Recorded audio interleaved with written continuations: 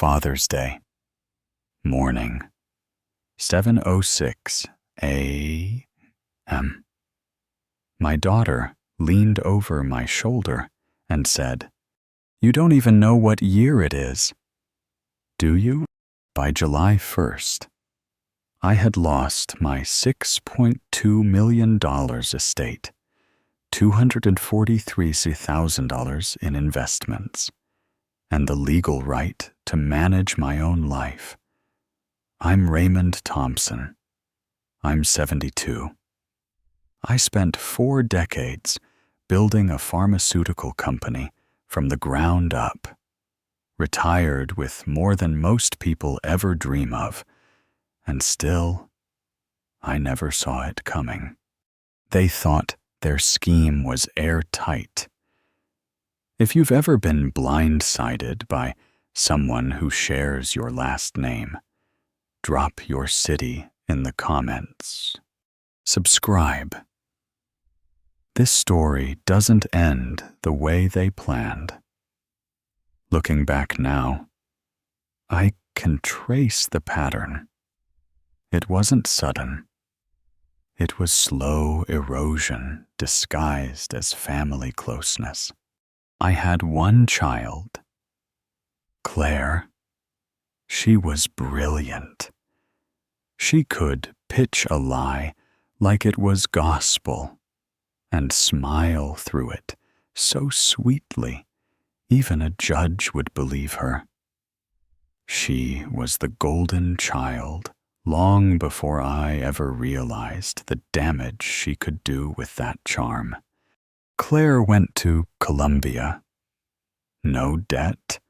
I paid every dollar tuition, apartment, even her gluten-free groceries in Manhattan. She wanted to launch a wellness brand. I wired her $75,000 to get started. When she got married, I hosted the wedding at my estate, catered it, hand-built the arbor. I gave her and Jack the guest house to live in temporarily. That was 7 years ago. They never left. My late wife, Elena, used to say, "You spoil her because you're afraid she'll leave." She was right. I didn't want to admit it. But I had spent years trying to buy Claire's love back after missing too many birthdays while building the business. After Elena passed, things shifted. I started forgetting where I'd left things. Names took longer to come to me. Claire began stepping in more. "Let me handle your emails. Dad, don't worry about the bills. I've got auto-pay set. You're retired now.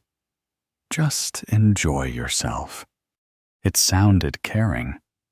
It felt like help. But it wasn't. It was control, disguised as concern. Meanwhile, Jack, the son-in-law, never had a stable job longer than 6 months. He was into crypto, self-help podcasts, and passive income. He called me old school, like it was an insult.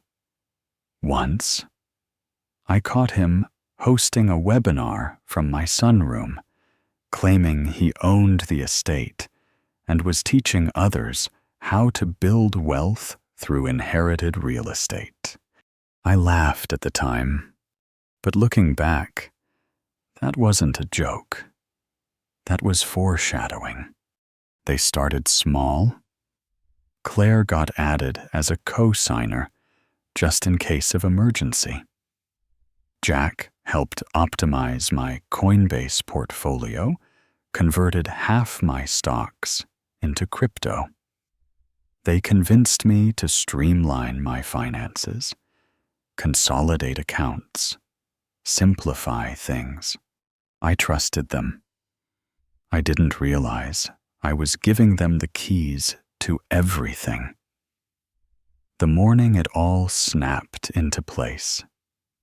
I saw Claire on a Zoom call while walking past her office door. She didn't know I was there, didn't see me, didn't stop talking.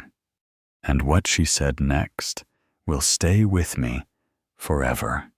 Once the deed transfers, there's nothing he can do. He won't even remember signing it. I stopped walking.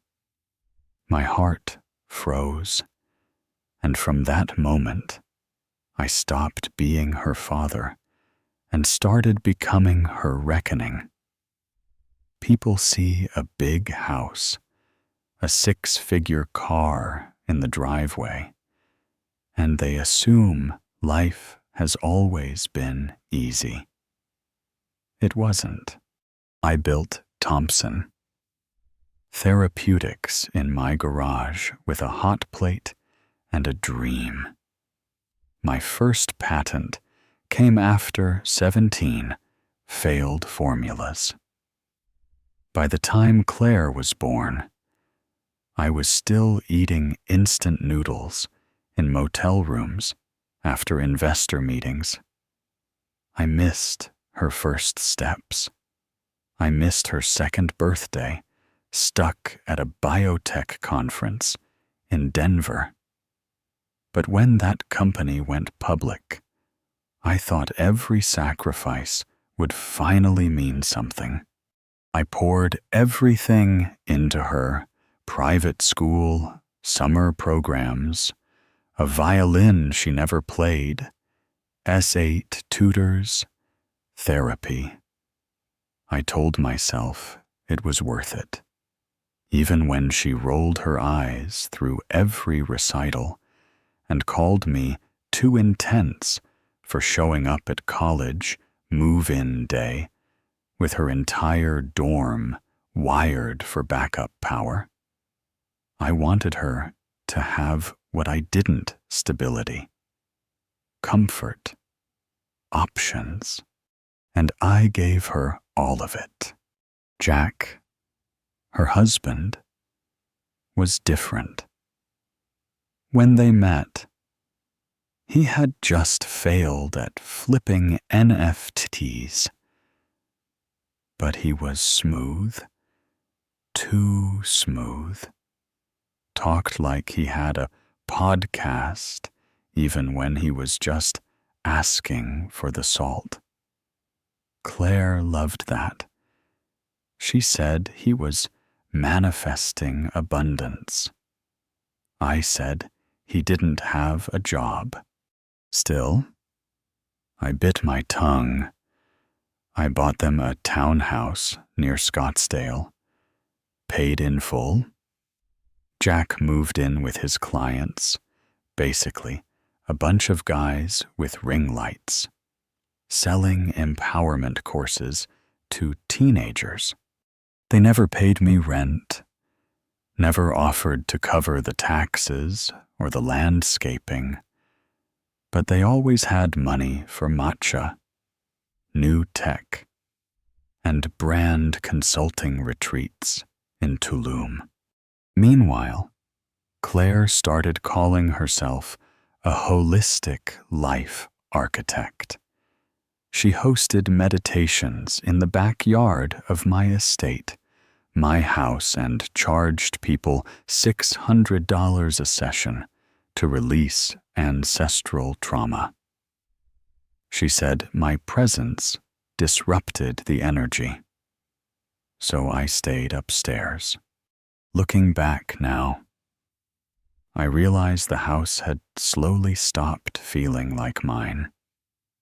I was the guest, the silent old man who paid for the roof but had no say in how the walls were painted. The worst part, I still tried to be grateful. After all, they brought me my meds. They cooked dinner sometimes. Claire even got me an iPad and labeled the apps in big font like I was a toddler. "You don't need to worry about money anymore," she said once. "We're taking care of everything now." I remember smiling. I actually believed she meant it. That was the same week I got a call from my bank, asking to verify an unusual wire transfer, $25,000, to a wellness platform investment.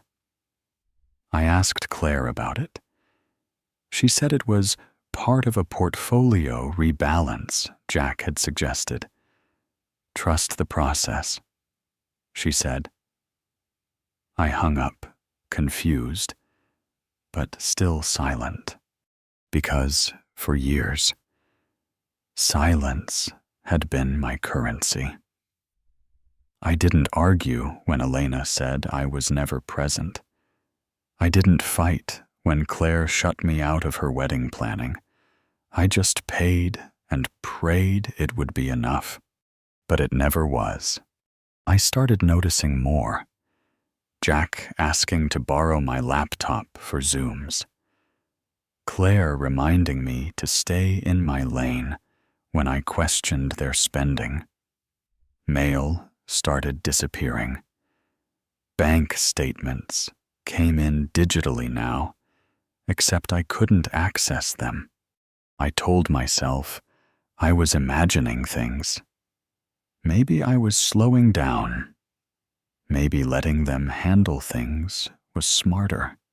But then, one morning, I walked into my study and found Claire there. She didn't flinch, didn't hide the folder in her hand. "Just organizing your files," she said. I looked at the folder. Power of attorney documents. Signed, stamped, my signature. Except I never remembered signing them. From that moment, every act of kindness they'd shown twisted in my memory. The meals, the help with bills, the "you just relax now" talks. It wasn't love. It was insulation. They weren't helping me live. They were slowly removing every tool I had to defend myself. And I had handed them the toolbox. I wish I could tell you there was one moment when everything became clear. But the truth is, it came in fragments, small slivers of discomfort that sharpened over time. The first red flag wasn't even red. It was beige. A manila envelope that arrived in the mail, torn open before I got to it. Inside a letter from the county assessor. It said my property taxes were being forwarded to a business address someplace in Tempe. Jack's name was listed as the payee. Claire said it was a clerical mistake. She waved it off like lint on her shoulder. I nodded, but I didn't believe her. Not anymore. So I started watching, not accusing, just watching. Jack never used his own laptop, always mine. Claire insisted on handling my logins, saying, "You always forget your passwords." Dad, she changed the Wi-Fi password one day, told me I must have written it down wrong. They moved the printer upstairs to declutter the office. Little things. But those little things added up, Bao. Then came the call. My old friend Alan from the HOA board called one morning. Friendly guy. Known me since before Claire was born. "Hey, Ray," he said. "Just checking in, heard you're selling the house. Everything okay? My stomach sank. Selling. I hadn't listed the property. Hadn't even talked about it. I played dumb.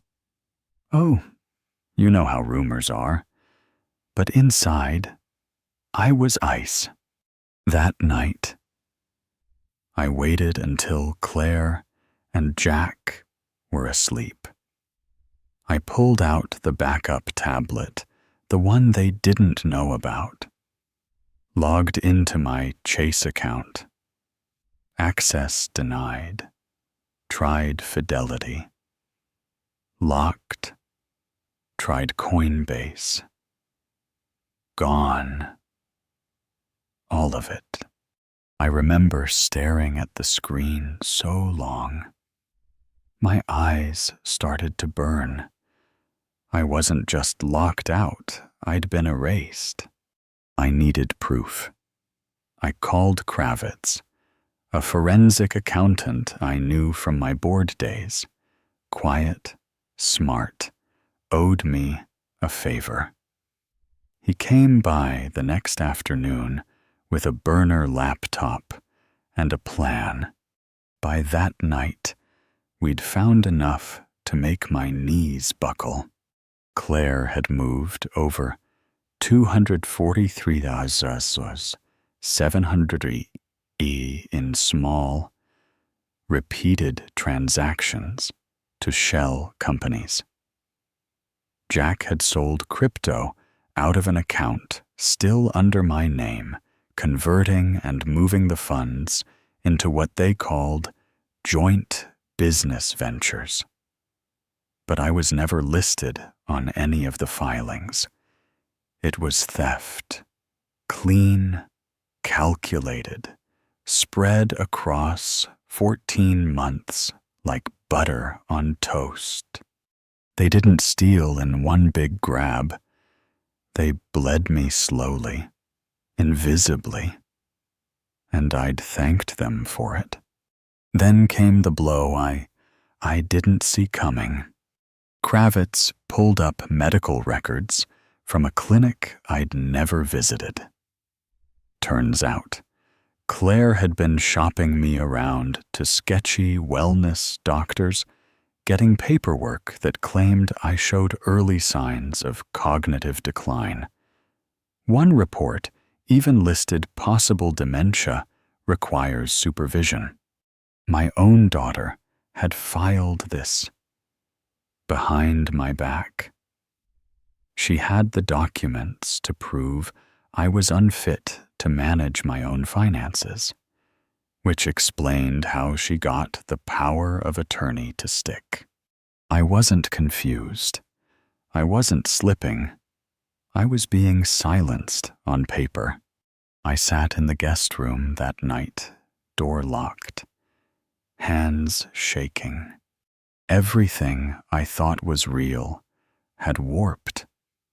The house I built, the family I funded, the life I sacrificed to create it had all been repackaged under their names. They hadn't just stolen my money, they'd stolen my identity. And worst of all, they almost got away with it. But the thing about building something from scratch, about surviving decades of risk and betrayal in business, is that you don't panic when the walls start shaking. You reinforce the foundation.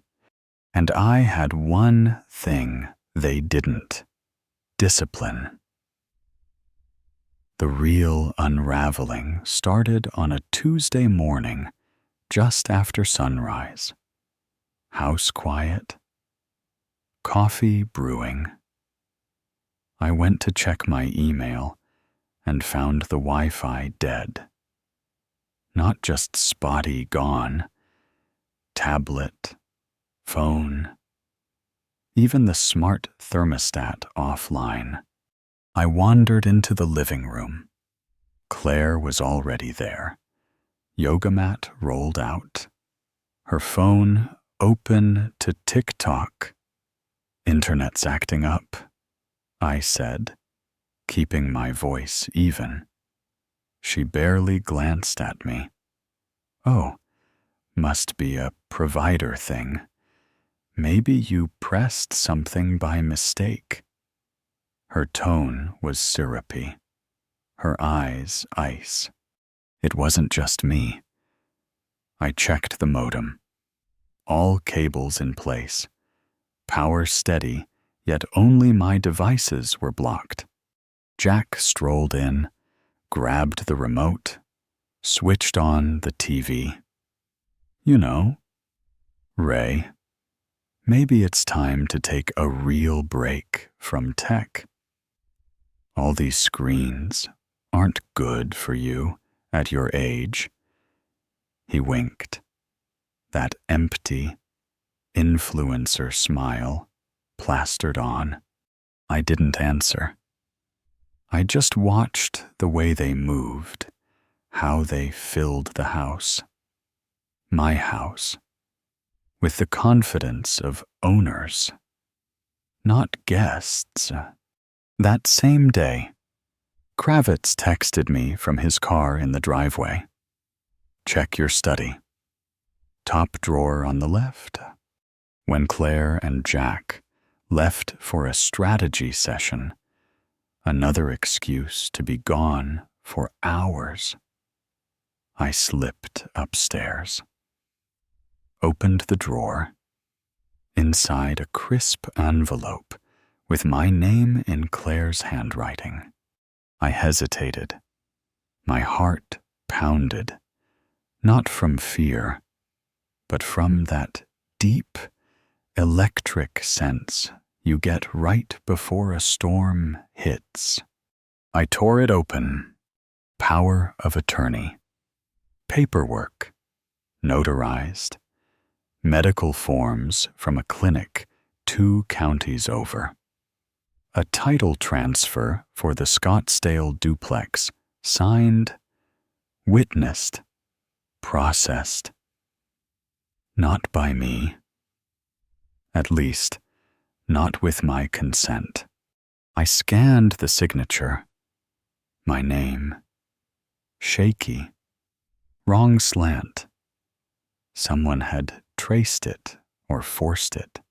For a second, I could almost smell the plastic of the ballpoint, the sharp sting of legal paper, the leftover cologne from Jack's last business lunch.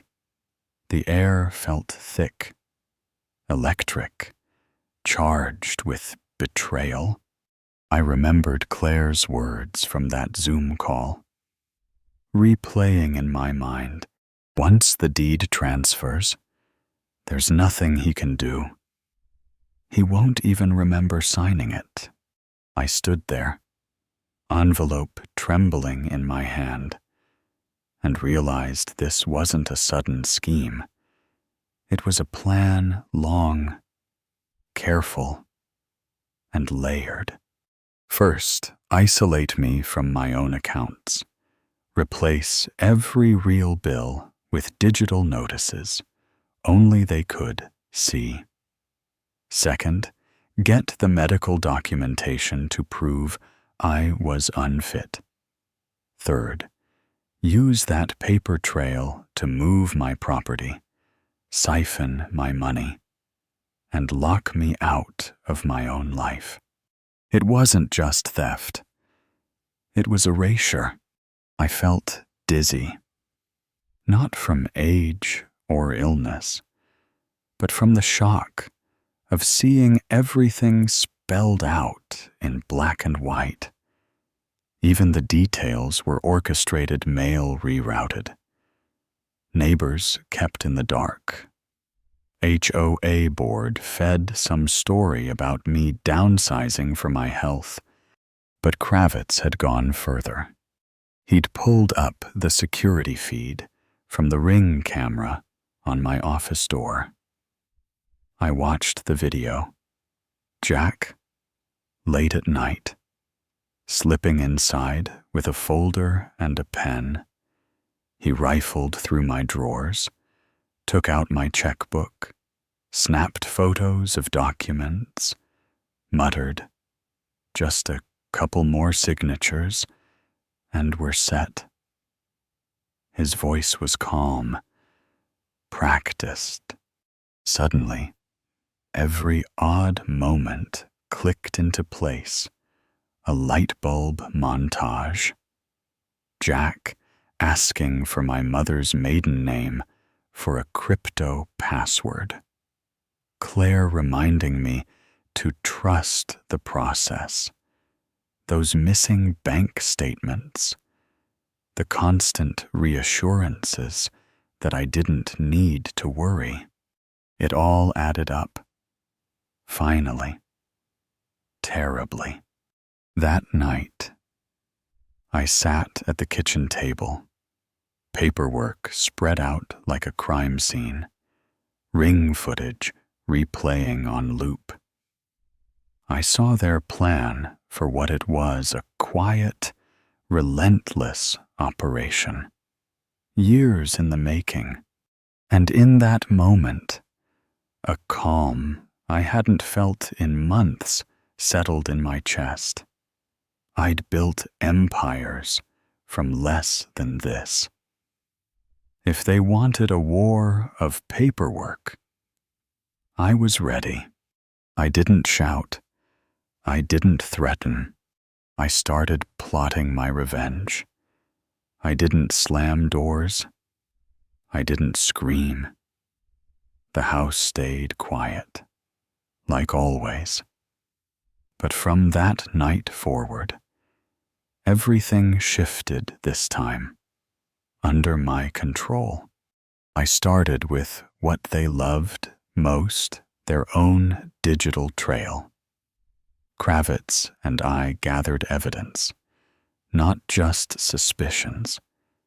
We downloaded ring camera footage, made secure copies of every document Claire and Jack had touched, every notarized form, every forged signature, every email. We pulled Chase login records, tracked IP addresses, Jack's laptop, Claire's phone, my accounts accessed over hotel Wi-Fi during their retreats. I even found a voice memo Claire left for Jack, thinking she'd deleted it. Dad still trusts us. He won't fight. Just a few more forms, and it's over. I played it again and again until my hands stopped shaking. Next, I called my old friend from church, Henry Martin, retired prosecutor, still sharp as a tack. He didn't hesitate. "Raymond, you built this life yourself. Let's get it back." He connected me with Ms. Jordan Cross, an elder law attorney who'd made a career defending people exactly like me. She came over the next morning. No nonsense. Zero sympathy for scammers. She didn't sugarcoat anything. Your daughter and son-in-law committed fraud, forged medical records, and executed a fraudulent power of attorney. If you want to act, we act now. We did. She filed an emergency injunction with the court within hours. Every account in my name was frozen. All property transfers halted. The title company selling my estate was served a cease and desist by lunchtime. We submitted the ring footage and medical forgeries to the local police and state regulatory board. I filed formal complaints against Jack's businesses with the SEC and state licensing. While the legal wheels turned, I made my own quiet moves. I wrote a letter to the HOA president, including scanned evidence of the forged signatures and a personal note explaining the truth. I notified my former business partners, who still carried weight in the community. Some sent public LinkedIn recommendations, attesting to my mental fitness. One even recorded a video statement. Raymond Thompson is the sharpest operator I've ever worked with. This smear is nothing but a transparent power grab by greedy family. Those messages spread far, leaking into the HOA Facebook group, onto Nextdoor, even landing in the inbox of a local reporter. Claire and Jack didn't see it coming. They tried to log into my accounts one afternoon and found themselves locked out. They came home, faces tight, voices a little too high. "Dad, the bank's having technical issues. Just sit tight." I nodded, calm as glass. That night, I saw them whispering in the kitchen, frantic. Jack paced. Claire scrolled through her phone, fingers flying. I sipped my tea and waited. Next morning, Ms. Cross arrived with a uniformed officer. He served both of them a restraining order right in the living room. As Jack was starting a TikTok live about financial freedom, the look on his face priceless. No shouting, no ugly scene, just a simple declaration. You have 1 hour to gather your things and leave the property. The court will be in touch. I watched them pack in silence, panic finally cracking the calm they'd worn for years.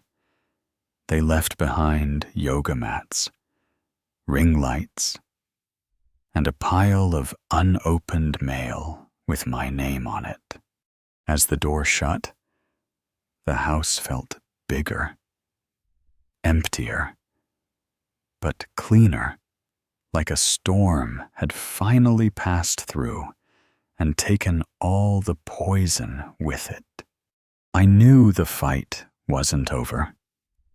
Court dates were coming. But for the first time in a long time, I felt like myself steady, focused, dangerous in the best way. They wanted a war of documents. They underestimated what 40 years in the trenches had taught me. And this time, I wasn't alone. Court day came fast. Claire and Jack showed up in expensive suits, looking deflated, but defiant. The judge reviewed the evidence. Ring camera footage, forged documents, expert statements. It wasn't even close. The jury ruled unanimously, all assets returned, property transfers void, and accounts restored to me. Claire's TikTok followers turned on her. Free Dad trended for days. Jack was banned from every major crypto exchange for fraud. After the verdict, Claire tried to corner me in the courthouse lobby. Tears, apologies, promises that it was just a misunderstanding. I handed her the restraining order, met her eyes, and walked away. No anger, just dignity. That night, the house was quiet. No more whispers, No more lies. I sat by the window, watching the sunset over land I nearly lost. Justice wasn't loud. It was silent, final, and deeply satisfying. 6 months later, the house feels different. It's quieter, but not lonely. Neighbors drop by with home-cooked meals. I teach a financial ethics class at the community college, sharing my story with students who think it could never happen to them. Sometimes, I walk the old estate trails alone, sunlight filtering through the trees, breathing freely. The money's back. But that isn't what matters most. What matters is I have boundaries and a new circle that actually cares. Family isn't about blood. It's about loyalty, truth, and showing up when it counts. Some days, the old hurt flares up, but it fades faster now. I built a scholarship for students cut off by family, hoping to give someone else a second chance. Would you have pressed charges on your own child? Let me know in the comments. And if you're building something new, far from those who broke you, subscribe. You're not alone. Sometimes, the best kind of family is the one you choose.